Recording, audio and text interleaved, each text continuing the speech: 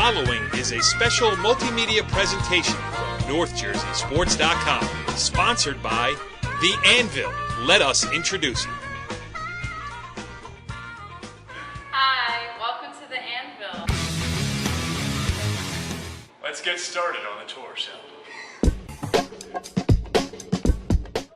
This is our designated area for warm-ups, calisthenics, abs, and stretching. Dan, maybe jeans aren't the best idea. If I can't get ripped, at least my jeans will. We have 60 by 100 feet of turf area for you to practice with your team or play with your friends. We have parties and field rentals. We can do basketball, baseball, softball, hockey, lacrosse, or the age-old gym favorite, dodgeball.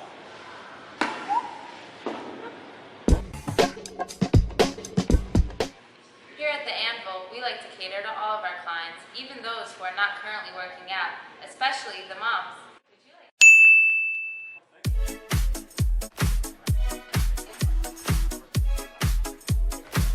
Enjoy. Thank you.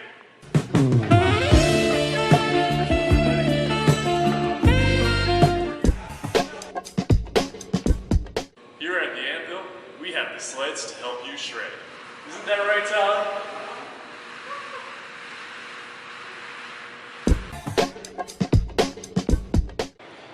Here at The Anvil, we make dreams come true.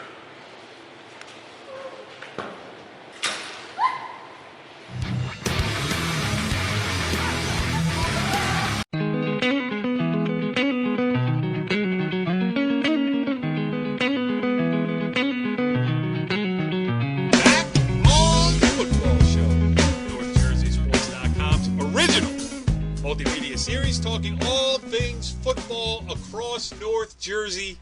This is season 7, episode 12.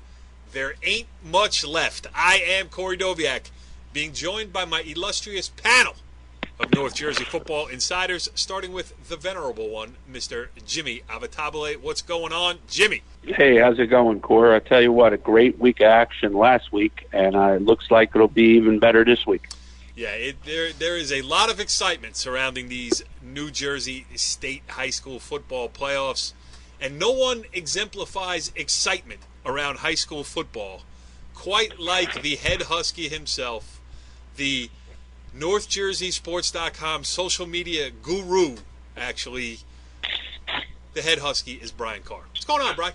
Hey, it's a great time of year. Thanks for all those good wishes, It's great. It's fun. We're down about 3 more weeks here, and it's, as we said, great. It was a great weekend of football there, and one thing you wish you'd get to more games, but, we'll do the best we can here. How many? Were you limited this week? Well, the schedule getting tighter. Yeah, there was what only, were you able to do? Yeah, it's tight. Only 2 games. I was able to get 2 games. We were down, the gang was all down in Lyndhurst with Richie. Ball game was down in Lyndhurst, seeing the Bears play the Mahwah Thunderbirds. We got down there to see that game, and then Bobby Maines and I had a road trip out to West Orange to see the Hermits from St. Augustine down South Jersey come up to visit the Seton Hall Prep Pirates. Exciting football over there, so a lot of good stuff. We enjoyed some football, but you wish you could get to 3. Maybe there was a game at night. We did that one weekend this year. We got to a 7:00 game down at St. Peter's, so you wish they had another game because there's only there's so many good games. You wish you could get to more, but you have to wait until next week when we have MetLife. Then we'll be able to see all the games at one place. Well, we're coming up on the state sectional finals this year, and we're going to get into what happened last week. We're going to preview what's coming up this week. We're going to do all that stuff. We got some audio from that game that you mentioned, Brian, Lyndhurst's win over Mahwah. We will listen to those interviews during the course of the show.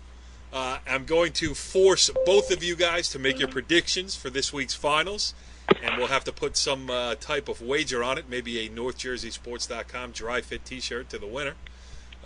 We'll do all that stuff, but first, just an overall overview of these high school football playoffs this season. Now, obviously, we had Dan Bavino on a couple weeks ago. There have been tweaks to the system, the snaking, the North 1, North 2 kind of amorphosizing into more of a suggestion than a geographical pattern. But I will say this, and as Mr. Vivino and anybody who listens to the show on a week-in, week-out basis knows, I have been a critic of many of the initiatives undertaken here. And sometimes you gotta eat some crow. And I will do it this time and say this. This year's version of the New Jersey State High School Football Playoffs, up until this point, in my opinion, have been great.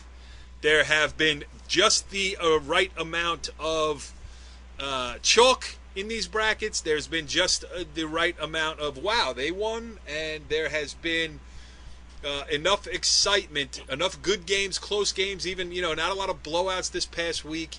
And this week, for the state sectional finals, I am looking forward to it. Now, that's all the good stuff. The one thing I will say, and I will stand by this, it's a point that I have been making since the season began, since we talked to DJ Nymphius, the Riverdale head coach, in last season's edition, and then followed up with him through the course of some things that he was trying to get through last year. I maintain that I am very excited about these state sectional finals to be played on high school home turf, on location at high schools, and the season should end this week. I think it would be perfect. Anyway, Jimmy, I'm curious to get your overview thoughts. I agree with you wholeheartedly. I think the new system has created a parity, which, the NFL loves to throw that word around, but I think it really has created, in the past we've had some sections, for instance, North 2, Group 3 historically, was a bad section where they'd have, 4 or 5 teams over 500 and then under 500 teams. And I think what this has created was, it's leveled the playing field as far as the sections are concerned. I think that's a very good thing. I also think it's created some matchups you've never seen before. For instance, the Wayne Valley, Phillipsburg. But I do agree with you as far as that extra game, just hanging out there. Basically when you're sectional and then you play that bowl game, but, where are we going with that? I know ultimately they want to go an overall state champion, which would be a pretty cool thing, I think. But in the meantime, if you're not going to go all the way out, let's just end it at the same. And there's enough of that, cool Wayne Valley, Phillipsburg, and then Wayne Valley goes out there, takes the ride, wins that game. And then there's enough of, North 2 Group 1 where it's Hasbrook Heights Park Ridge in the final. So, that satisfies the local interest. Correct. You got the not so local interest. You got some new teams in. And one of the other things that it does too is that, as we were corresponding, Jimmy, with Dan Vivino over the past week or so, and what it does is it gives these sections a new flavor, and don't worry about the North 1 or North 2, who cares? It's just a way to delineate one between the other, but not really geographically. Bri, your thoughts? I'm all about the games. There's some good games out there, and even some games into the bowl. You just love to go to high school football games, and I respect that about you. Yeah, no, I know you do. I just love it. But now you've got 6 teams that are in the whole overall to get to the bowl. You know what I mean? I like it that they're at the home fields, but I enjoy. How many years have I been going? I can't remember the MetLife now. How many years have been going where those are the finals? You got to see those are the finals. So now this week coming up is the finals for public. That normally you saw at MetLife. So you got to see. That's the only you don't get to see all the finals that you saw in the past. Right. Great. They're good to be at their home fields, but we used to be able to get to see them. Now you have to pick and choose, and it's now, okay, which game do I feel is the best game? And I used to go and jump around a little bit. I go to 6 o'clock and try to go 7, but, I guess I'm getting older and I don't want to run around as much. Let other people run around, and then you hear from them what it's like to get caught in traffic on Route 17 trying to get between 2 games or something. So, but, there's some interesting good matchups this week. You see like in Group 1, you've got a good one this week, Park Ridge Heights. Great game. It could have been, for a bowl game, but it's a good game there. Hey, you got a good one in Group 3. You know, you got Ramapo and PV who regular season they play each other. So there's a bunch of good ones, and you know, you got Northern Highlands playing a team they probably never played before either in Woodbridge, undefeated. So there's a lot of good stuff out there, and I just wish I could get to more games. It's the only thing I miss.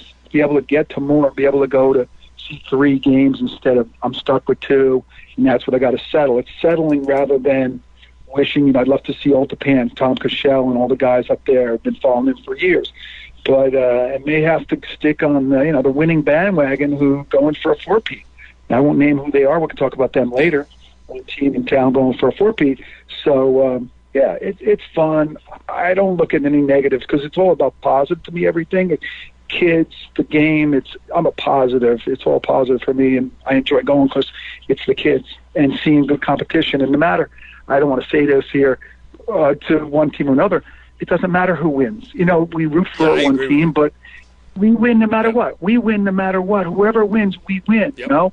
I don't want to say that. Some coaches may not like it. What do you mean? You don't care if I win? Yeah, but you know what? You know, I'm happy you won. Though, Brian, I agree with you. And in the moment when you lose a game of this magnitude, you know, be it a state sectional final coming up this weekend, like it stinks. I get that for sure.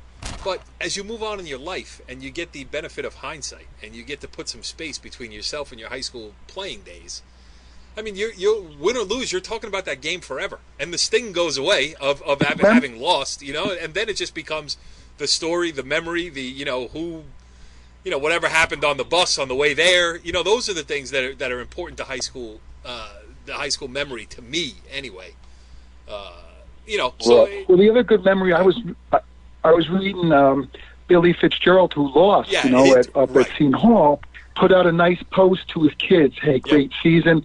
We have a lot of memories. It's great to remember. You know, and the other thing up at St. Joe's, which was really nice, when the kid Whitlock got hurt from PC, and then they lined up to wish him off as he was carted off the field. So there's some really good things that come out of this, and it's memories of a lifetime. You got to, that's what it is for kids. You know, and as we get older, you guys are young yet, but as you get older, you think more about the past. You remember when you were a kid, when you were at maybe played football and stuff. So a lot of good memories, and that's what they got to try to cherish, because most people are not going to play football in college, and very few in the NFL here. So remember this. This is it. Maybe the last game you play on high school or any kind of football. That tweet you were talking about, I just pulled it up here by Billy Fitzgerald. Helmets get locked away until next year, but the memories made by prep football in 2019 will endure. W's and L's fade, but relationships live forever. You know, and so I think that's what high school sports are all about to me. So, whether wins, losses, who's the overall state champion, how do we get, those things are superfluous to, they're surplus to the requirements of what it takes to play high school football. So, and high school sports in general. And the other point that I was trying to make before I kind of lost my train of thought is the thing that these new brackets do, though, is it loosens up the brackets where, Jimmy kind of touched on it, but more specifically, you could have the 4 best teams in Group 2 on one side of the bracket, and then the 5th best team goes and wins North 2. So with the snaking and, with the way it's seeded, that problem is alleviated, and I think that's one of the biggest factors in the new format and new system. That's been great. All right, so we're there, and I did, we've talked to Dan Vivino, and we have invited him on the show for the end of the year, our last show, and we'll go over again what went right, what went wrong, and what's coming next year. So I'm looking forward to that too. But now ain't the time for that. Now is the time to look back, the time to look ahead. And we're going to start, usually we start with the small schools, that's more in our wheelhouse, but instead, because the great Brian Carr, B-Carr, NJ High School Football Social Media and the Football Show social media guy made the trip to West Orange, we're going to start with non-public Group 4 here. 4 teams left. It was the, Brian, let's start with the game that you were at and what it means for next week. Yeah, I mean, this game here, I guess some people may talk about the brackets in the non-public here, that maybe they weren't exactly, scheduled, but, Seton Hall Prep came out and, a nice facility, by the way, we got to say, if we have awards, probably the best facility that I've seen in New Jersey of any high school program up there in West Orange. it's first class. Football fields and baseball fields and nice place. And I know Coach Billy, so it was good to see him as well. And I met his dad, who was there as well. Billy, by the way, I'm the head Husky. Billy used to be a quarterback coach here in Dumont, so that's how I know Coach Billy. Really good guy, nice guy, really good guy. But we saw a really good game. I mean, they kind of were struggling in the game, and St. Augustine got ahead and scored. They're a big guy. They have a really big player going to Texas A&M. This running back, and he plays nose guard. He's a handful for anybody to block. His name is Isaiah. I think it's Rakes. He's about 300 plus and 6'1". He's a load. I caught him early warming up, and sure enough, on the first drive, they use him inside the 10 twice, and the second time, nobody touched him, and he kind of danced right in the end zone. So he's something to be that somebody's going to have to contend with there. But it things really get interesting until the second half. St. Augustine was able to score another touchdown to make it 14-0, and then all of a sudden, Seton Hall Prep gets the ball and got a big play for a score. And now we had some excitement. Now it's 14-7. Because, you're afraid they may not be able to do anything because they hadn't been able to score. They had their chances in the first half but couldn't score. It seemed to be with the wind. That was when they were able to drive the ball better. The wind was blowing towards the south and the north. And when they had the ball going to the south, they were able to move it. And otherwise they couldn't move it to the north. But in the fourth quarter, they were able to, again, got the ball and were able to drive. And they had a nice play. They had to go for it on fourth down. It was like 4th and 5. And the quarterback scrambled and scored. Now we have a tie, almost tie. We're going for an extra point. Well, they go in and go for 2. And the quarterback takes it in, converts it for 2. Now they're up by a point. But I think the guys got a little caught up in the celebration, having now gone ahead for the first time here with 4 minutes to go. And the St. Augustine quarterback, Austin Lehman, was able to find his wide receiver, Cornell Davis, for an 80-yard touchdown, and that kind of was it. But they did kick off, and then the ball bounced off one of the Pirates.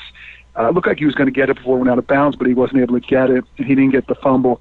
So then the Hermits were able to run out the clock at that point and finish it off for a 20-14 victory. It is a deserving team. They have a lot of skill, a lot of good athletes there. It was a good game, and the Hermits have typically, come up north and haven't done well against the northern team. So it was good for those kids to come out and have a win. And it was an exciting game, down to the wire. And it's worth all the price of admission. And a big crowd, by the way. Big crowd around the field, both sides. A lot of Pirate fans there, and enjoyable day. So how do you think St. Augustine matches up with St. Peter's Prep here coming up in the non-public Group 4 state semifinals? Yeah, I think they can compete. It's just a matter of whether or not they can score enough points. I think Peters has a lot of offensive power. If they can hold them down, they potentially, they're going to be in the game. That's why you play the game. But if they can't hold down, Taj Bullock and his friends there, they've got a lot of potential there to score a lot of points with St. Peter's. And you're playing down in St. Peter's. So it's another road trip for them, another 2-hour ride up the Turnpike to come up here and play on a Friday night. So it's, they have their hands full coming up here. But hopefully it's a good game for their sake and the fans that go to watch the game. But I just have a feeling St. Peter's just has a little bit too much firepower, and we'll be able to take charge of that game. But a close game. I think a close game. The Hermits have it. All right, let's go to the other side of non-public Group 4. It was obviously Don Bosco Prep, the number 3 seed, at home on Friday night. Comfortable 24-7 victory over Bergen Catholic, and then St. Joe's with a 44-0 blitzing of Paramus Catholic. Jimmy, this is your side of the bracket to start here. What do you make of all that? Well, Bergen Catholic jumped out early, 7-0 first drive, just like when the teams met the first time during the year. They kicked off, and I really think a turning point in the game was they kicked off following the score. Bosco fumbled deep in their territory, and Bergen recovered with an opportunity to go up 2 scores. And Bosco defense did a nice job. They held, and it seemed from then on, Don Bosco's been the hot team, winners of 4 in a row. Outstanding running backs, Kyle Manungai and Jalen Berger. took off. Berger with a big 80-yard run to kind of put the game away. The only thing that comes out of this is, Kyle Monangai was injured during the game. Potential, at first they feared that it was a broken ankle, a broken leg. The x-rays wound up being negative, but, having the 1-2 punch, Mr. Inside, Mr. Outside, with Monangai and Berger, if Mr. Monangai is not, able to go or is limited, that really hurts the Don Bosco attack, and it really, makes it a little easier for St. Joe's as far as having a key on one back instead of two. So, that's the question on Saturday. Everybody will be looking at pre-game. Is Kyle Monangai able to go? And, what percentage is he able to go? The second game, St. Joe's, Paramus Catholic going in off the win against St. Joe's Metuchen. We knew it was going to be a tall order, and it certainly was.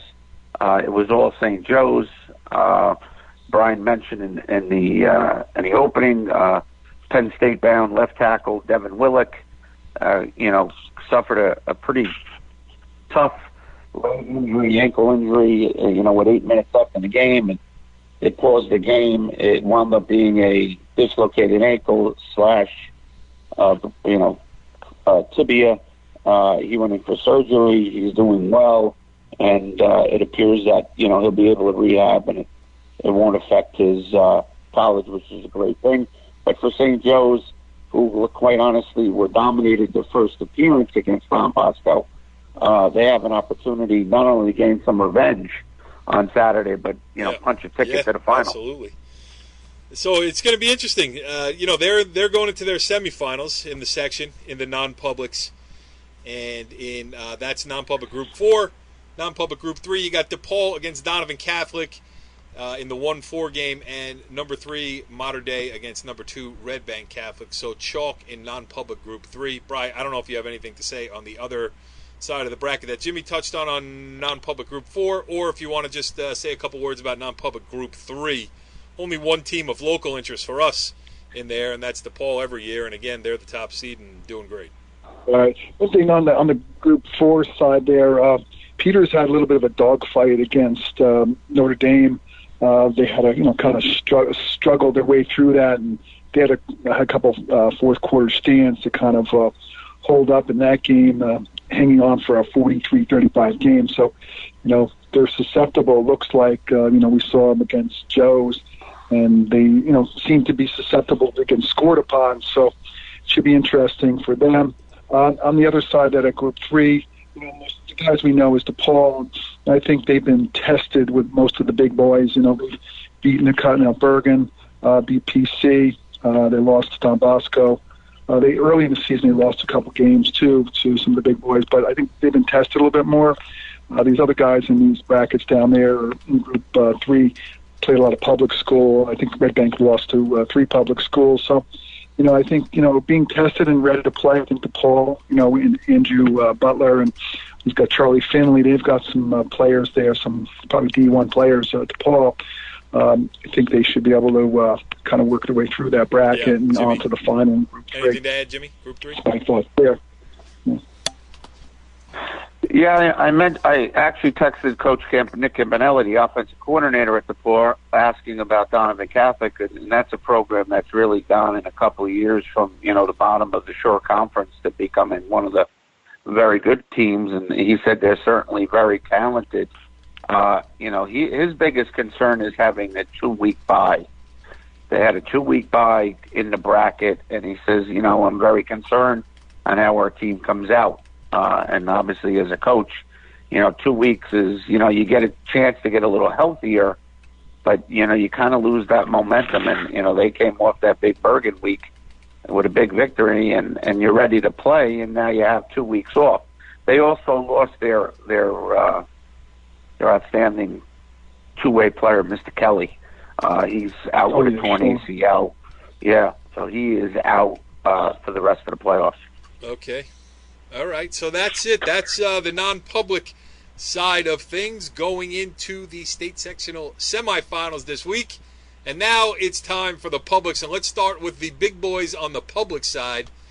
It is a little different here, as we mentioned. The format, you got North 2 Group 5. You have Clifton is in the final. They're the number 3 seed. Now, they're historically a North 1 Group 4 team, and they'll be playing Union on the road at Union.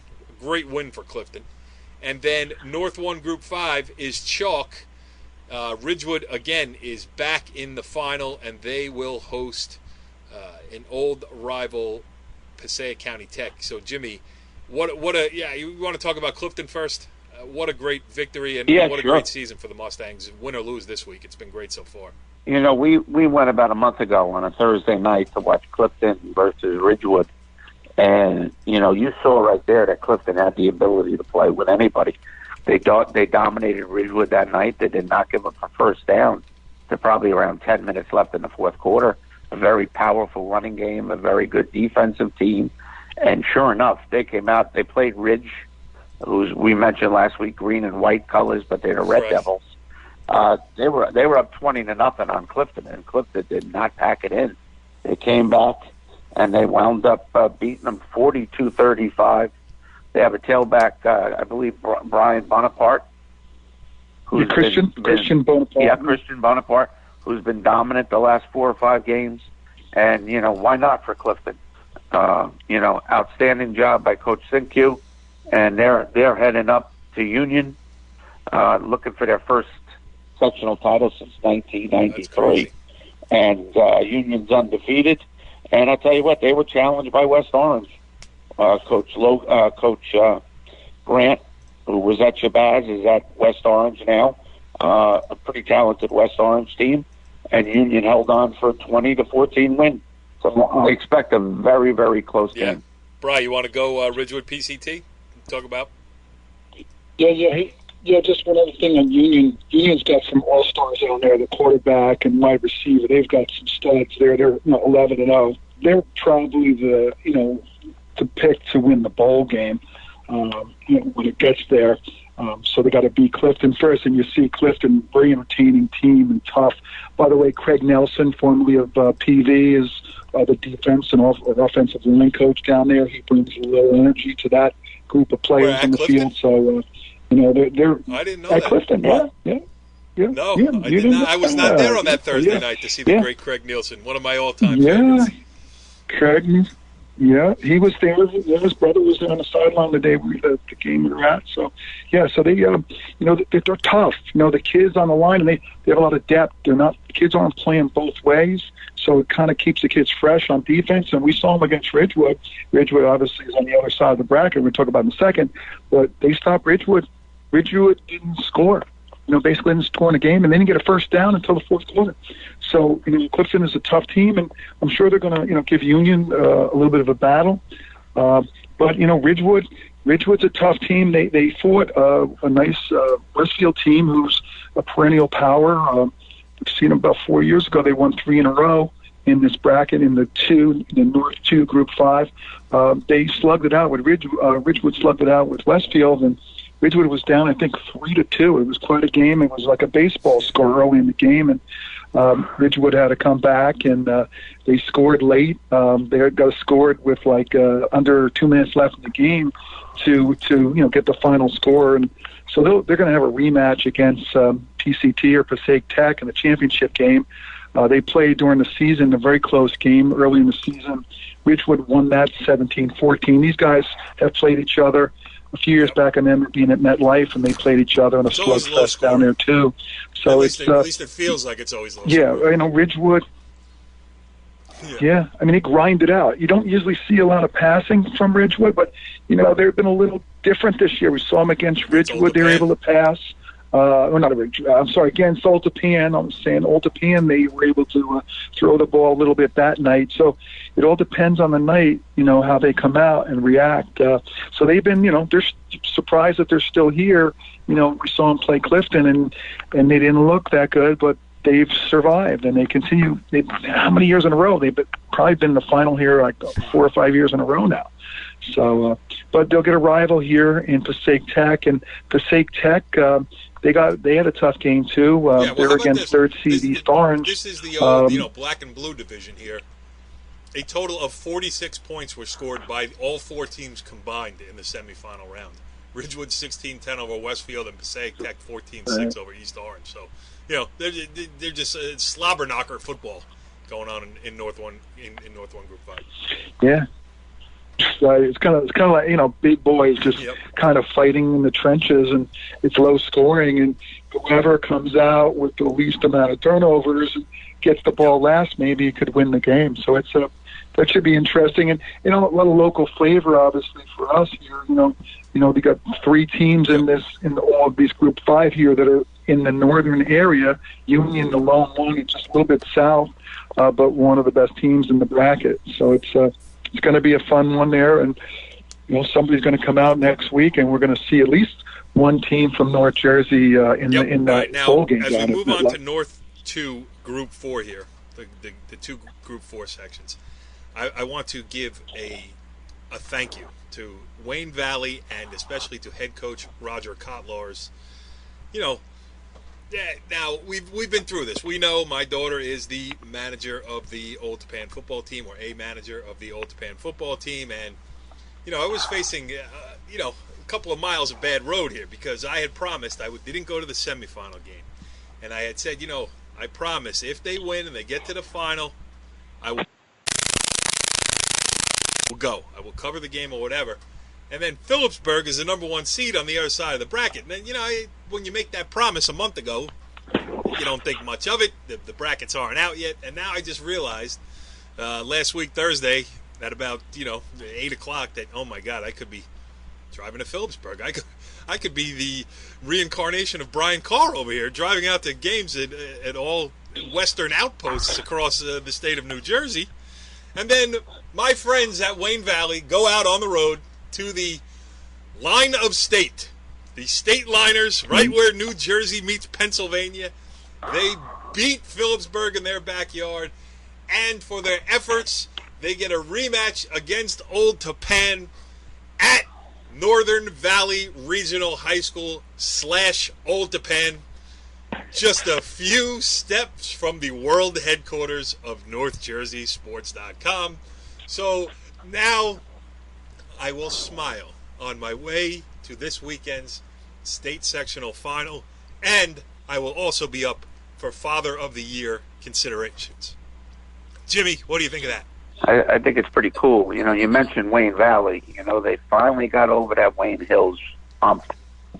They had so many tough losses, so many close losses for Coach Kotlars and the boys, and they go out last week. They beat Wayne Hills 13-6. Yep. They come out, they go up to the number 1 seed Phillipsburg. Always a tough travel, always a tough team to play at their place, and they put a 7-0 win on them. I mean, their defense right now is playing as well as anybody's defense in the area. 2 playoff games, they've given up 6 points. So when you're doing that, you always have a shot. No question about that. And they don't turn the ball over. They don't. They don't turn the ball over. They have very good lines offensively and defensively. Their quarterback does a nice job in the run game. And, they did meet Old Tappan earlier in the year and won a close game. So, I mean, that's going to be another great rematch. I mean, for Old Tappan, we were down on the Lyndhurst sideline, and we got a quick score that they were down 14-0 to a very good West Morris team. And then all of a sudden, maybe an hour later, Brian comes over and he goes, Old Tappan advanced 21-14. I wonder if that has to do with their tough schedule and the competition they played all year, getting them ready for that type of game. Obviously it absolutely.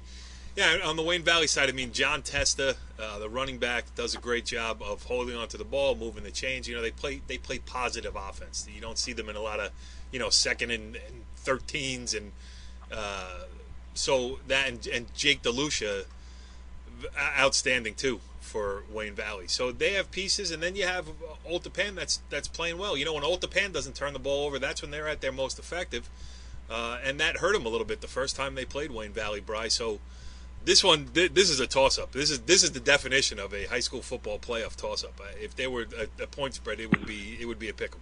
Right. The one thing about Old Tappan, they've been here. These guys have a lot of experience. The kids, last year they went out up to Wayne Hills, and lost a tough game in a very cold Friday night up there in Wayne Hills. So, but these kids have been, Is this the fifth here. year in a row? I'm not sure if it's 3. I'm not sure how many years. I didn't double check. It's been 3 or 4 years in a row they've been to the final. So they're they're well tested, a lot of experience. The coaches have been through it. I mean, you can see, with the kids down 14-0, they don't quit, and come back. Jake Pickenich had a couple TDs, down 14-0. They had to answer back and were able to come back. And, Jake Pickenich did a really good job. Obviously Nico Riccio had to throw him some touchdown passes there, but he also had interception. I think that really sealed the clock. And the other thing they did, they ran off the final, I think the final 14 plays, they were all running plays to run out the clock to basically end the game after the interception. So, they've figured it out here how to, we saw them against Ridgewood where they didn't close the deal and they lost that game by a score. Just now they seem to have figured it out, and we need to close the game here and play in these tough games. You got to be ready to win it in the trenches, and their running game is running well. Obviously, they got some big kids on the line with what's their kid's name? The big guy on the line there. Is it Dippolito, right? Is it Sal Dippolito, the lineman there? He's leads the way. He's a big boy up there playing both on the Patrick. I'm sorry. So he's Patrick. My name's his father is John, right? I think his dad is John. But Pat. I when you go to a game, I'm a big guy follower. I like the big guys, and he seems to dominate the line there in the middle of the line. I'm always watching for him. Where's he at? He's usually in the middle of the action all the time.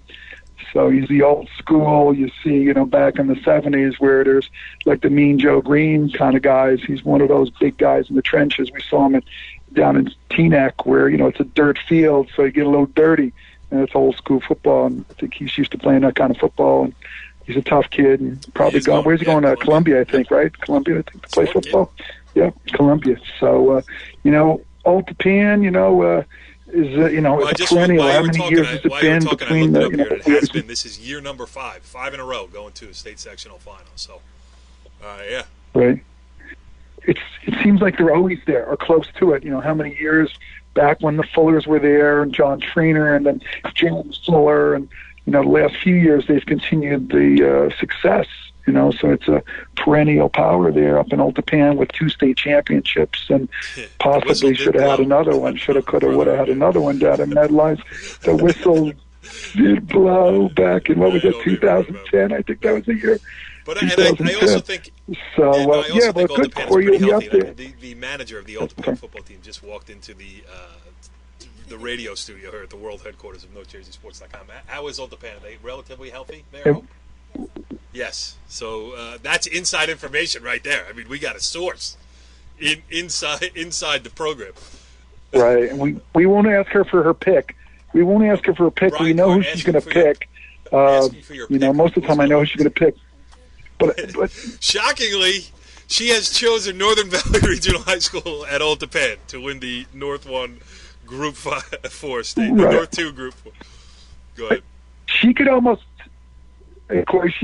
lead us into the next bracket because, if you ask her the next bracket here in Group 3, she has a favorite over there. I think if we asked her who was going to win their game up in Franklin Lakes, I think she would have an answer to that one quickly. Well, you know what? Let's stay on this theme here, Hope. We have a question from a NorthJerseySports.com football insider here. Ramapo against Pascack Valley in the North 1 Group 3 state sectional final. Who's going to win that one? One-word answer, Poe. Take Poe and lay the points, according to Hope Doviak. That is absolutely for sure. But before we get there, we're going to talk a lot about that one too. But I want to go to Jimmy on North 1 Group 4. We had Greg Russo, the head coach of the Northern Highlands Highlanders, on earlier in the season. We talked about what a great job he's doing. It's only gotten better from there. Number 1 Northern Highlands hosting Woodbridge this week in the North 1 Group 4 state sectional final. Unbelievable for Northern Highlands. Yeah, I mean, they've done an outstanding job. I think the key to the 2 victories over Colonia and a very athletic, talented Irvington team is they've gotten out of the blocks very quickly. In both games, they've had big leads early, 2-score leads early. I think that settled them down. And they believe right now. And why not? They've had a good schedule. They played some tough teams. They took some tough losses to Ramapo, a tough loss to Old Japan at the end of the game. Yep. So they're certainly battle-tested. You know, you look at Woodbridge, undefeated, tough win in the first round over North Hunterdon, and an even tougher win last week over a tough Randolph team. A couple of breaks went against Randolph. I mean, they're undefeated. They have a very talented running back that a couple of people have told me could be able to start on at the parochial level, which obviously helps. Very good offensive line. You know, the Barons are undefeated, and you know what? The way Northern Highlands is going, could you bet against them? No, really. I mean, they've scored 70 points. They're averaging 35 points a game in the playoffs. And, they got the home field advantage. As we talked to Greg earlier in the year, youth was such a theme of the conversation. We got young guys. They do have young guys, but now you're 10, 11 games into the season here. You take a step up to the next class. If you were a freshman starting the year, now you're a sophomore. Sophomores are juniors, and, seniors are really, so much more seasoned at this point. And if you can get here and you can be healthy, I think that it bodes well for Northern Highlands there for sure. All right, let's move up to the Group 3 brackets, and we don't really have to go too deep into Parsippany Hills, West Essex. That's a 3-4 matchup in North 2 Group 3. Yeah, you guys are welcome to touch on it as we move along here. I don't know anything about either one of those teams, and I want to move over. Yeah, go ahead. Cord, just a little bit shocked by how easy West Essex beat Sparta. Sparta was, Sparta was, had only one loss opening day to Ramapo. Yep. We mentioned it last week that, that was a competitive game midway third quarter. West Essex is another program that's used to winning. They play a good schedule, but to beat them by 3 touchdowns was a little bit of a shock for me. But, they're very talented. Parsippany Hills to totally shut down Riverdale, in Oradell is interesting. And Oradell, and they had beaten Paramus in the first round, and they had beaten Paramus during the regular season. So that that's a Bergen County Killers, the Parsippany Hills Vikings. Is that what they are? The Vikings, or are they the Norse people too? I know they're. Yes. No, they're the. I believe they are the Vikings. All right. So now let's move over here to North 1 Group 3, and Ramapo. What is it, 23 straight wins, heading to a 3rd straight state sectional championship game. I believe the 4th state sectional championship in the last 5 years. The top seed, have played Pascack Valley earlier on this year. It's a tall order. First of all, a great run for Pascack Valley to get here as the number 3 seed. They shut out Demarest in the opening round. Comfortable victory over Garfield in the semifinals. But it's a whole different animal when you're talking about Ramapo, who last year I believe was the first team ever to go 13-0 in a season. They won They were the first team to win a bowl game to get to 13-0 last year, and they haven't slowed down since. Although Brian, they gave up 40 points to Newark Westside. Let's give Newark Westside some kudos too for going into what I'm sure was a frenzied environment up in Franklin Lakes and to put on a show like that. But Ramapo did what Ramapo does. They advanced in the state playoffs again. Yeah, the other, we saw them last year, and they're up there against Riverdale, up there in Snowbanks last year, and got lucky to see them on a Sunday. But they seem to have the same guys, the Charles DePrima, ran for 3 TDs, and he sealed it with his last TD in the game with under 2 minutes to go. Stretched the lead, and then he still gave up another score. They stretched the lead of 49, I think 34, and then Westside came back and scored another TD. But Northwest Side had a lot of talent, really good season, and they have some top-notch players there. But Ramapo, as we said early in the season, they've reloaded, and these kids, continue to just keep, shining. DePrima, Jake Tyrone, between the two of them had over 300 yards rushing and 6 touchdowns between the two of them. So it's there's somebody to be contended with, and PV seems to be resilient and played a really good Garfield team, and were able to dominate them and held them off. I think they gave up the early touchdown to Garfield. It was kind of a surprise, but PV came back and got 28 unanswered points. And we've seen it early in the year too. There, the stars were shining for them. Jake Williams is one of the best, one of the top runners probably in the state. Runs well over 1,000 yards this year, and he had about 150 yards. On the quarterback was throwing well. Stephen Bagan had like 15 for 21, 150 yards. So they've had, and then Van Tobel, I didn't hear from Van Tobel this week, but I know he, I forget his first name, the Van Tobel young man, has roots here in Dumont, but he's one of their top tacklers. So Van Tobel seems to be in the mix a lot with them. So they but they have a tall task here. They lost to the Green Raiders, Ramapo, early this season. It was 42-14. So, but you never know. It's that time of year, and PV. If the ball bounces the right way. Yeah, if the ball bounces the right way, sometimes we say it's turnovers, and you never know. A few turnovers here and there, and you can't give up turnovers at this time. So, but if you do, that could make the difference in the game. So it's that's a good game here. In Burton County, northern Burton County, a really good game for somebody to go see. So you got a lot of good games here in Group 3. The other game, West Essex. West Essex, by the way, they've been to. I think the last 2 out of 3 time in 3 years that they've been to champion. Really good. I mean, Chris Bell. That's I went to West Essex 8th and 9th grade. I get around. So I went there, but they are a really good school, good program.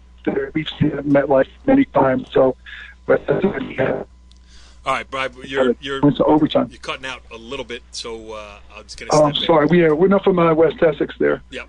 No, I know. So go ahead. Sorry. I just want to mention too. We should make mention of Garfield's, season this year. Jimmy winning a game in the state playoffs for the first time in a very long time. When they beat Rahway on the road, go to Rahway, win on the road in the first round, and then got the first score against Pascack Valley to make things interesting, at least early on up there. So a good run by the Boilermakers. And we had head coach Pete Santa Croce on earlier this season, another guest who joined us this season on the football show. So well done by the Boilermakers. Yeah, I mean, outstanding season. He's rejuvenated that program. There's a lot of excitement in town. He's got a lot of multi-sport athletes on that team. It looked that they were taking a couple of steps back after losing to Warwick Midland Park, and then a tough game against Pompton Lakes. But they came back. You mentioned going down to Rahway on a Friday, traveling down there, traffic, coming up with a big win, and they certainly showed themselves against Pascack Valley. They jumped out early, and it took a long time for Pascack Valley to grind out that victory, and it's nice to see a school like Garfield, showing what the future can hold. Yep. All right, and Jimmy, I'm going to go to you. Before we go, we're going to move on to Group 2 right now. And Jimmy, I'm going to start with you for a few words on North 2, Group 2, because Brian's got the interviews from the Lyndhurst game. But you were giving me some stats on number 1 Verona against number 3 Lenape Valley. I understand that Lenape Valley has a decent a head coach who's had a decent career on the high school level. Yeah, he's had a career. He's been the head coach at Lenape Valley for 44 years. And you talk about, all that's changed in 40 years, from not being able to practice in the summer to starting September 1st to the first game being the last Saturday in September. Look how many things have changed there. I mean, he's won 342 games. He's won 7 sectional titles. He's been to another 4 or 5. They were uncharacteristically 3-7 last year, one of the few losing seasons in his career, but they returned 17 starters.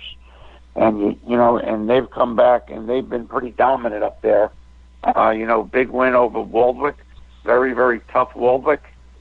They beat them 33-20, and, dominated Sussex Tech, who had 8 wins this year, and they're going up against Verona, a team we saw last year. Brian lose to Lyndhurst in the semis, and Verona, under Coach Kevin Batty, they returned a bunch of starters. So it's 2 experienced teams. It's playing Friday night at Verona, and I tell you what, I think it's going to be a great game. Yeah, I certainly expect, again, Don Smolin, as you mentioned, 342 in the win column, 118 in the loss, and 13 in the ties. That's crazy. You don't play. It's not like basketball where you play 28 games a year. And talk about the way things have changed too. When he started coaching, he played 8-9 games a year now. So to pile up that is crazy. So North 1, Group 2 now. Bri, you were down in Lyndhurst. Jimmy, I think you were there too, against Mahwah. That was the NorthJerseySports.com game of the week. And take it away, Brian Carr. Yeah, I mean, we expected a big shootout down in Lyndhurst. It didn't quite get there, but it was an exciting game overall. Lyndhurst, I think, we have to give credit to their defense and offensive line. They've stepped it up, played a solid game, and their line, they get after the quarterback. They're able to shut down Kyle Teal, who, he just was running wild against Westwood in 2 games. So they shut him down. He only had 16 carries for 35 yards. They also had 4 interceptions against him. So, they did enough. They did give up a touchdown where he got him early in the game, and he got him close. But Mr. Portilla, he's just a game breaker, and he was, just kind of any time that there was a chance it seemed they were maybe going to get in the game, there was Mr. Portilla waiting to take advantage. And I think the key play was probably in the beginning of the second half. It was a close game, 14-7 if I recall. And he came out, and I think they squibbed the kick on the kickoff in the second half. Mahwah, they squibbed it, and they got the ball. Lyndhurst got the ball first play, and there's Mr. Portilla in the end zone scoring a touchdown. So he ended up with two long runs, total of 3 runs. One was 50, one was 51, and the other one was 5. But Mr. Portilla seems to he's their the captain which drives the bus. And he's got 28 seniors on the team, so there's a lot of experience in this team. And I was able to catch up to. I guess we might as well talk to catch up. Probably go there. Yeah. So I mean, one of the guys, I try to get some linemen. You always get the stars, but notice Christopher McLaughlin. He's a big guy. He's got long, blonde locks hanging out the back of his helmet. He comes out at halftime, and he's a little wound up. But anyway, I figured, let me catch this kid after the game. And so we caught Chris McLaughlin, who was a big boy with long hair, but he's a really good kid. Here you go. Chris McLaughlin with Brian Carr after the game. Here at Lyndhurst, after a big, exciting 28-14 victory, I'm here with Chris McLaughlin, right? Yes, sir. Chris, talk about the game. How did it feel? Well, it was a great game. We came into this game knowing they had Kyle Teal, their quarterback, and we knew we had to bottle him up and stop his run and make him pass is what we made him do. Right. And then they got us a little bit on the pass, but we came together as a team. Peter came out, and we said we just got to keep doing what we do and win. Right.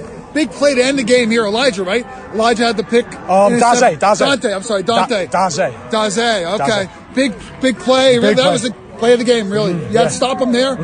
You're up by 8 points. Yeah. So the defense really was the key to help. Yeah, defense is always the key. We just try to do what we do, stop everything, and keep our reputation as the best defense in the league. Right. Yeah, the defense is key, right? The defense, you got to stop them. You don't play defense, The 2 big stars we're coming here to see. Teal, Portilla. You guys really shut him down today, Mr. Teal. He's a good quarterback, good thrower. That was the game plan. Yeah, and you were able to do that. Talk about Peter. He went down a little bit late in the third, but Peter really sets the tone for the offense, leads you guys. When Peter came out, I told the team, this is our chance to show everybody that we got more guys than just besides him. Not in a bad way, because he's our boy and he does a lot for us, but I believe we got a lot of guys on our team that could do great stuff for us. Right. So Coach said after you guys won the NJC, 4 games. So far you guys got 2. You got 2 more games. 2 more games. Baby. 1 more and you're home. And we're home. Right. We're home again. So how's it feel to be home again? It's a great feeling. It's a great atmosphere, and I love having the fans here to support us. Right. State championship to be won a sectional title next week right here. We're back again. Back for revenge. We ain't losing this time. All right. Congratulations, Chris. Good stuff there, Bri. We got 2 left. Well, I guess you might as well go to the star, right? Mr. Portilla. Caught up with him, and we were reminiscing a little bit. We talked earlier about how this, you remember this, the rest of your life, your high school teammates, and we kind of brought that up with Mr. Portilla.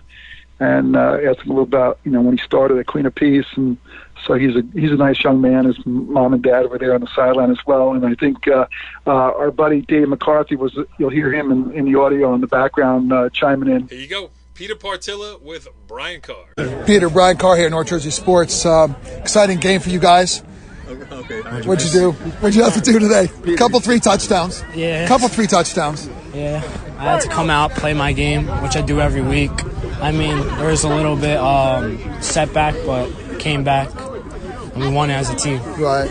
Big play. I think starting the second half, you guys, they onside it, you get it, you score on the first play. I think that really set the tone in the second half. 100%. It definitely did set the tone, and that got us going. Our defense started, and everybody, the fans, everything. Talk about the line, defense, offensive line. What do they do, and what do they mean to you, and how they help you be a better player? My offensive line, I love them all.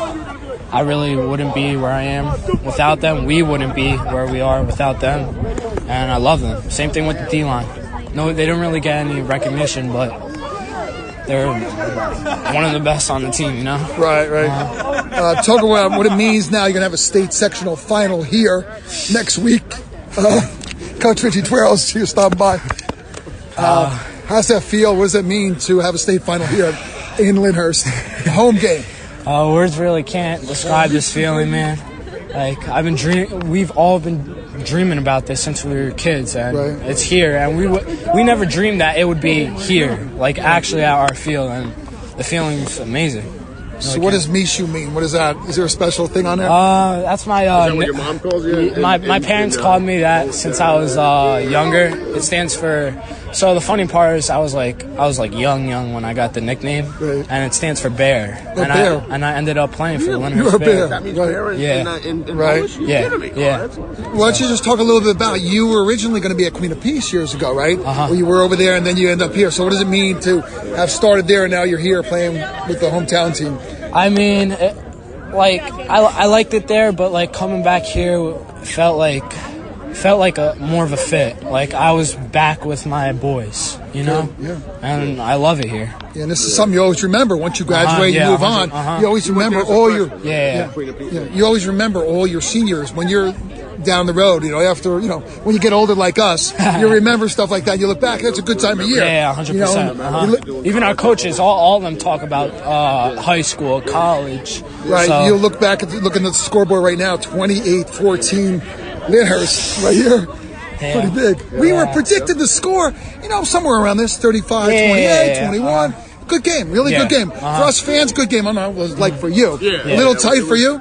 A little tight to watch at the end there? Yeah, I was like, on defense, and offense, I felt like things weren't going perfect, so I was like, I need to come back into this game. Right. We'll talk about Kyle Teal a little bit. He's a really good quarterback, a good thrower. You guys were able to shut him down, but talk about Kyle as an athlete.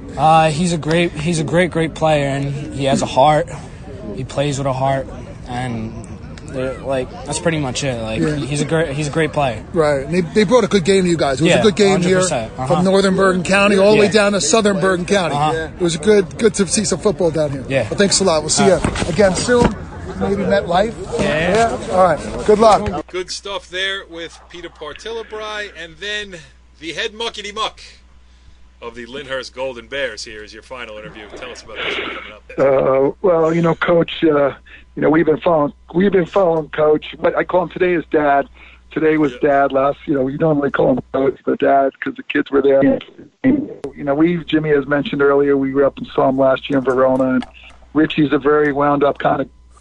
He's always wound up, very entertaining on the sideline, and you gotta, I had to do a little editing on the audio because he gets a little wound up, so we kind of deleted a few things, and we got a little audio from Coach Twerell. Last week, just before we play this one, last week's Coach Twerell interview was doubly edited, once by you and then once by me, because I caught some stuff, and that was a nice reminder for me to always check before you go live on the NorthJerseySports.com's The Football Show. Here, Brian Carr and Richie Twerell. We're here with Coach Richie Twerell after a big 28-14 win over Mawa. That's Daze's dad. What's up, bro? Daddy. What's up, baby? Dad. My man. Oh, baby! Let's go! We're back! Let's go. What do you got? Dad, so we talked about after you guys won the NJSC. Yes. We said we had to get 4 games. Yes. We got 2. Yes. And we bring a home playoff state sectional game final. next week. We're 1 away from being legends, baby. And then when we go to MetLife, for anybody that comes. We're ready for anybody that comes. Right, talk about this Anybody game. that comes. Talk about this game, though. You had to stop Teal, just like we had to stop Mr. Pinto up at Park Ridge. Talk about what you guys did and what you had to do. We played defense. Right. Like I've been telling you, Brian, we played defense. Next. That's what we're saying. Next. Who's coming? Next. Let's go. Let's go. It's all good. Like I said to the other guys, I've been on both sides. So I get it. Oh, Rich, you shouldn't. No, I got my butt kicked for years. Now we're on the other side. I know what we got. Bring it. Facts over feelings, baby. Let's go. Let's go. Bring them on. Best defense in Group 2, man. Come on down. Come on down to Fern Ave, baby, because you will get whacked up. Woo! Congratulations, Coach. Thanks a lot. Brian Carr, my man. All right, good stuff there, Jimmy. Now, listen, that leads us into this week. Lyndhurst, listen, it's been a great story the past 2 years. Last year, they got to a final. This year, they're back in the final and with a chance to really solidify probably the best season in the history of Lyndhurst High School football. Have NJIC championship, a chance for a state sectional championship. What do you think, Jimmy? Number 1, Lyndhurst hosting number 2, Parsippany. Parsippany started the season 0-1, and they rolled off with 10 in a row, including 2 wins over Mountain Lakes, once during the regular season, 13-7, and 2 overtimes, and then last week in the semis, 13-6. Their first round game over High Point, 12-6. So offensively, they don't appear to be explosive, but they play pretty good defense. I think, what needs to be mentioned about Peter Patilla is on a long run that got called back in the third quarter, he was pushed out of bounds and appeared to have, twisted his ankle or jammed his ankle, and he was out of the game. There were some tense moments for Lyndhurst coaches, fans, and even us. I mean, you love to see a kid playing at the top of his level. He was out of the game for a good piece of the game in the second half. He did come back. He wasn't as effective, but it just shows you how tough he is. But I tell you what really, that Lyndhurst defense was outstanding. It kept, they were up 22-14. You figure Peter Patilla goes out of the game. There was Mawa's chance to do some damage, and I tell you what, the defense was tremendous. Peter went back in at running back and, got a couple of carries, and he did play some defense. But I think the key to this game for Lyndhurst is if Peter Patilla is healthy. I mean, that's going to be a big question mark. They're certainly not a one-man show offensively, but, he certainly, as Brian says, drive the bus. And, for his sake, for Lyndhurst's sake, you hope that he's healthy enough to go Friday night. I don't know what the relationship is between Parsippany and Parsippany Hills. I mean, I don't know if it's, if it's like the Ramapo Indian Hills where kids can choose which school to go to, or right. the, Old Tappan Demarest where it's delineated, but not bad to have 2 teams, Parsippany and Parsippany Hills, both playing in state sectional championship games this weekend. Now we're down to the little guys. This is where our bread is buttered here in the Group 1 state section. We'll start North 1 Group 1 because it's 2 out of area teams. We got Boonton against Cedar Grove. Now Boonton is the number 4 seed. Cedar Grove is number 2, so Boonton's going to have to go on the road for the second straight week. But I will tell you what, I saw Boonton on Friday night in Cresskill. J.C. Baumiller and I were holding up the NorthJerseySports.com banner there on Friday night, and nobody could stop anybody. In the first half, there were 2 stops. Cresskill punted once, and Boonton had a fumble that was a scoop and score by, I want to say Matt Farrar. That was his older brother, and his name escapes me right now. But Cresskill linebacker, last name Ferrara, younger brother of Matt, who graduated a couple years ago. Took it in for the touchdown, but that was all the defense in the first half, and as it turned out, all the defense pretty much in the game. I mean, it was pretty wild where it just, if you got to a third down, it was like, wow, that's a great defensive series right there. 59-55, Boonton Cresskill made a real run at it late in the game, but couldn't get all the way over the hump, and just, a cold night. Booten with the wing tee offense, and you have to sell out against the run against Booten, and Kyle Henderson was flying up from his safety spot for Cresskill, but then Booten was not a one-trick pony, and they were able to do some things in the passing game. So they were sucking up, 9 guys into the box and then throwing over the top when Cresskill really sold out, and the Booten quarterback was making some good reads to do it too. So 59-55. Cresskill was the number 1 seed. A great job by them. The season opening win over Hasbrook Heights really kicked us off in the 2019 high school football season. Kevin Quinn did a great job with them, showed that Cresskill football is not dead at all.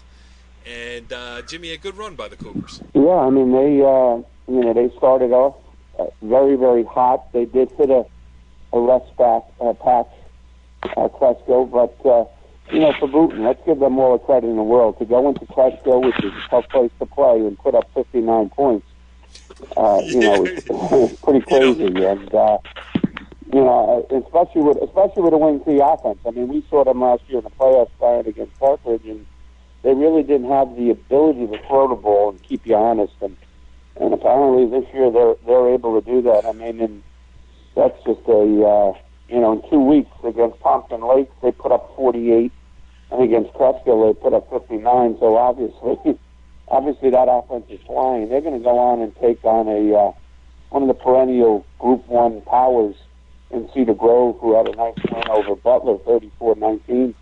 Cedar Grove being the 2 seed. I mean, they beat a solid Emerson squad, won 42-0, and then they beat Butler last week. So, this has all the makings of another high-scoring game. Yeah, I mean, Booten's got some guys. Baz Roberts, Danny Portis, the quarterback, Corey Dempster, Clyde Liverpool. I mean, I'm just, you know what I'm doing? I'm getting these names. I'm going through my photo gallery here, and I'm seeing all the kids that have the ball in their hand. Dante Brooks. There's also Jordan DaCosta at 150 yards rushing, 2 scores. So almost every 3 running backs had average about 150 yards each in the game. So it's running wild out there in Cresskill on Friday night. I mean, why do I have that? I don't even remember that happening. All right, but Aiden Fulner, great job as the quarterback at Cresskill. I mean, he did lead an offense that put up 55 points in a state playoff game. Tim Coffey played well too, and a good season for Cresskill overall. And now that leads us to our final bracket of the state sectional final preview here.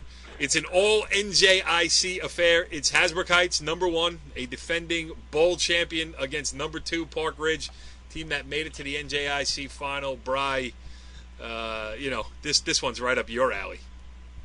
And Jimmy's. Yeah. This is a favorite of NorthJerseySports.com football show stand. Right. Right. I mean, we've seen them. We've been Heights. We saw, in the NJIC championship game, you had Park Ridge against Lyndhurst. So we've seen these guys. Heights. It seems, Heights seems to be they've got it in gear right now. Heights right now is on a roll. They've won 9 straight right now since their opening loss to Cresskill. They seem to have figured it all out. I mean, they had a really good game last week. No turnovers. I see 1 penalty. They rolled. Milford didn't score a touchdown until the second half.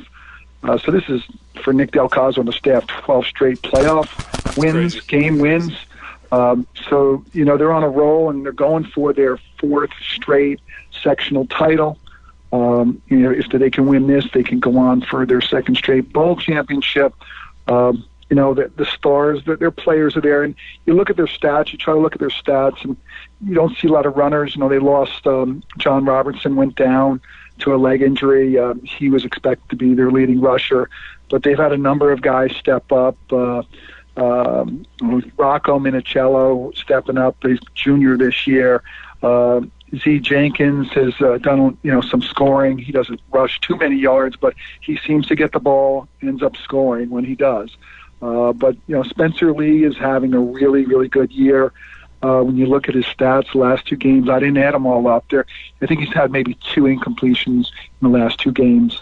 There's just, Spencer's having a really good year, running, throwing, and really leads the team, since they don't have Mr. Purdy there anymore, who was their go-to man all the time in the last 3 years. Spencer's stepping up, and what you needed him, and he's in on defense. I think they didn't have him early in the year on defense too much. Now he's playing middle linebacker and getting a lot of tackles. So I think if they've got, I talked to Coach Bear, and the one guy, I don't know his name. It's Indiana. What's his first name? The kid Indiana, number 1 is his number. I forget. Indiana Stone. He's got quite a name, but I've noticed him. He seems to be dominating. I happened to look at some video, doing my homework, and I noticed these were Spencer Lee highlights I was watching, but I didn't notice many defensive players across the line, getting across their offensive line to make a play. Their line seems to be dominating. You've got Hector, the transfer, Hector Tavares, I think is his name, Hector, who's there, and obviously you have Matteo Acella, who's their returning senior starter on the line, who is their leading tackler. But, I don't know. What can you say? They're just having a really good year, and, they're on their way. I think I read something. They have like 16 first-year starters. So it tells you, I mentioned today, I think on a tweet about it's the program. The kids are buying into the program. So Nick and the coaches are really gotten these kids playing. Hey, our hats go off to New Milford. New Milford had a really good season. They're Donald Coaxum, we saw him early in the year, had a really big game against Pompton Lakes at the beginning of the year, but they just kind of ran into a really hot Heights team that they just couldn't stop them, and Heights was able to roll against them, but John Wild and his staff and getting him that far and bringing his team up, they've got some good players there with Mr. Pickenich, who's probably was going to Princeton. We said that last week, so yeah. I'm sure Jimmy would want to talk more about them. I think I've said quite a bit already. Jimmy. Yeah, the only thing I want to mention, obviously, you've got to be amazed with consistency.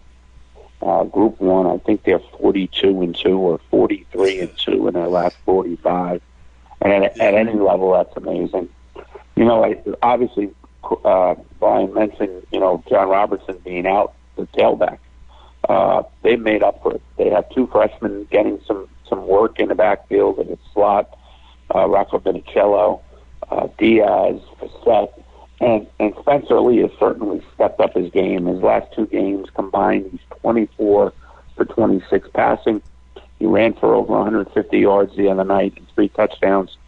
And, a little bit shocked by the outcome of that New Milford game. I thought it would be a 1-touchdown game either way.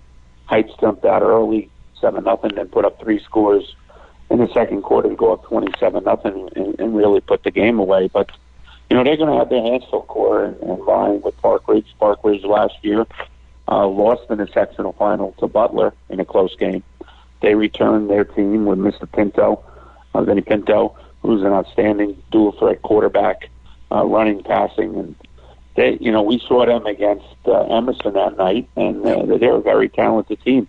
They ran into maybe a little bit tougher, a little bit of a bigger line in Lyndhurst in the NJIC final, but they're certainly an experienced team. And I look for an outstanding game. For Heights, you have to stop the quarterback run, obviously, and for Parkridge, you got to limit Hasbrook Heights. You got to put them in 2nd and long and 3rd and long situations, because if Heights gets it going their way, the way they want it, putting them in 2nd and 4, 2nd and 5 situations, it could be a long night for Parkridge. We're going to get to as much as we can. I am locked in Old Tappan, Wayne Valley here. Bry, Jimmy, what do you think? What's on the agenda for you? Bry, have you go ahead, Jimmy? You first. Well, I always like to get Brian's travel schedule here. So, Jimmy, where are you going? Well, I love the smaller group, so I'm going to go see Hasbrook Heights, Parkridge. We followed Heights along their run the last couple of years, and like Brian said, to bring back 16 new starters. Indiana Stone had not played football since his freshman year, and he's out there and he's doing good. So I'm going to go see with my dad. And Brian, what does the schedule look like this week? How many can we fit, and what's the travel arrangements, and who's driving? Right. I didn't talk to my co-pilot. to see where he wanted to go. We were debating that on Saturday, Mr. Maines and I, about, well, we don't know. And I was originally thinking, do we get to 2 games? And I know Jimmy had mentioned about Heights, and I kind of thought about it when you look at it, that, you know what, you got to stick with the winner. You know what I mean? The guys who you've seen play, and, let's go for 4 here. So I think I'm going to try to head down Route 17 and get around the traffic to get over there, and I'll get there early so I don't have to rush. I don't want to rush. First tweet from the campus in Franklin Lakes will come at what time on Friday night? No, I'm not going to Franklin Lakes. We're going to Hasbrook Heights. Either one could be 4 4 times. Yeah. 4 times, yeah. I'm going down Route 17 to Hasbrook Heights. I'd love Ramapo. It'd be nice to see them, but it's. I touch base with Bear pretty frequently, so and Mickey Del Caso, and so it's they're on a roll. Field? Is that right? Depkin Field. Depkin Field. The first tweet will be from Depkin Field at what time on Friday night? 4:30. It depends on the rain, Maybe probably figure 5 o'clock. Let's figure 5:30. I can always go to the locker room. There's a coach's room that we visit and are welcome to visit. We're going to put that on like the TV. It says coverage starts at 7, first kick at kickoff at 7:15. For Brian Cards, kickoff 7 p.m. first tweet 4:18 or so. That's right. Yeah, I get anxious and I like to be at the field. I never like to be late. I like to be there early. And maybe if I can find, I was going to Lyndhurst last week, and I went to Rutherford, and I found a nice German bakery to get a little strudel. I saw you also tweeted their business card, too. All right, so I'm going to leave it at this. Brian Carr's going to Hasbrook Heights game on Friday, but you have to tune in next week to see if we can get him officially committed. We will see you next week with the answer to that on the Football Show. Follow the leader.